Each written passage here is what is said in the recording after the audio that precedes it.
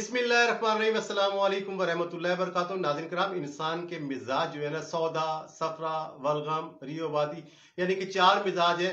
तो खांसी जो है इनकी चार मिजाजों में से होती है। नाज़रीन किराम, हर तरह की खांसी, सौदा की हो, बलगम की हो या सफरा की खांसी हो, तो इनसे निजात के नुस्खे लेकर हाजिर हूं स्टेप बाय स्टेप। तो नंबर एक आज मैं आपको बता रहा हूं कि बलगमी मिजाज जो खांसी है उसका इलाज किस तरह कीजिए, उसका इलाज लेकर हाजिर। नाज़रीन किराम, बलगमी जो मर्ज जो होता है या बलगमी में मरीज जो होते हैं, उसका इलाज ये है कि इसकी निशानी इसकी ये है कि उनका बलगम जो है पतला होता है और बलगम का अखराज आसानी से होता है, और बाज़ हालतों में वो पतला बलगम जो है मुश्किल से उनका अखराज होता है।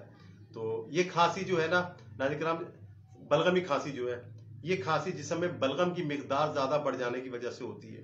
ज़्यादातर बलगमी मिजाज जो अफराद है ना, इसका शिकार होते हैं, और वो या तो सर्दी के अंदर या फिर रतूबत वाले मौसम जैसे मौसम में बरसात के अंदर जो है ना, इन्हें ज़्यादा ये खांसी परेशान रखती है।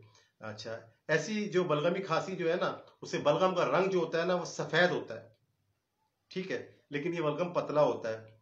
इसका इखराज जो है मुश्किल से होता है, मुश्किल से निकलता है। जिस्म में ज्यादातर इसका ऐसे मरीजों का जिस्म ठंडा रहता है और इन्हें अक्सर नजला और जुकाम रहता है, यानी कभी अंदर गिरता है कभी बाहर गिरता है, ये शिकायत होती है।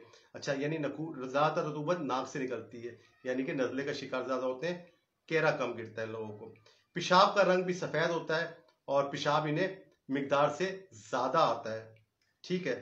पैखाना गैर हजम शुदा ग़िज़ा जो ना वो निकालता है, यानी कच्चा पका पखाना आता है इन लोगों को, ये जिस्म से खारिज होता है।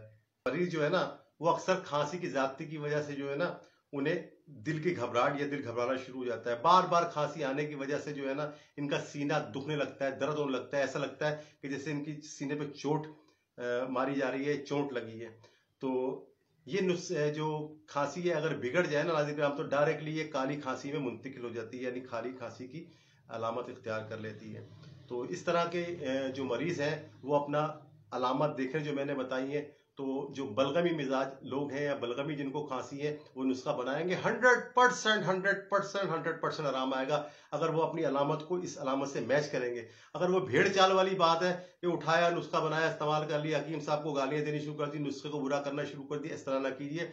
कोई भी नुस्खा जब बताता हूँ उसकी अलामतें बताता हूँ, उसके मुताबिक आप उससे रीड किया करें अपनी अलामतों को, उससे आप मैच किया करें। जब मैच होता है तो नुस्खा इस्तेमाल करें, इंशाल्लाह ताला 100% रिजल्ट आएगा। ग्राम नुस्खा क्या है? नुस्खा ये काकड़ा सिंगी, दाल चीनी, तुख्म प्याज, प्याज के बीज, ये सब पंसारी से मिल जाते हैं। तीनों जो है ना हर एक 25-25 ग्राम लेना है। इसको आप बारीक सफूफ कर लें, हाथ से मशीन से किस तरीके से, और बारीक रेशमी कपड़े से छान लें, कप्पड़ छन कर लें।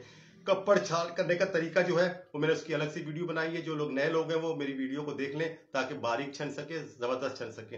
अब आपका साइड इफेक्ट के बगैर बलगमी खांसी का नुस्खा तैयार। अब इसको इस्तेमाल किस तरह करना है? आधा चाय का चम्मच सुबह, दोपहर, शाम को खाने के 1 घंटे बाद कम से कम जो है ना, आपने मुकम्मल आराम आने तक गर्म पानी से पीना है, गर्म पानी से। बच्चों को अगर देना चाहें तो इसकी मिकदार आधी कर लें, ठीक है। फवायद इसके ना बेशुमार है। ये सिर्फ जो है ना, ये नुस्खा जो है जैसे पहले बताया सिर्फ बलगमी खांसी के लिए है, लिहाजा से सिर्फ और सिर्फ बलगमी खांसी वाले अफराद जो हैं वो इसे इस्तेमाल करें।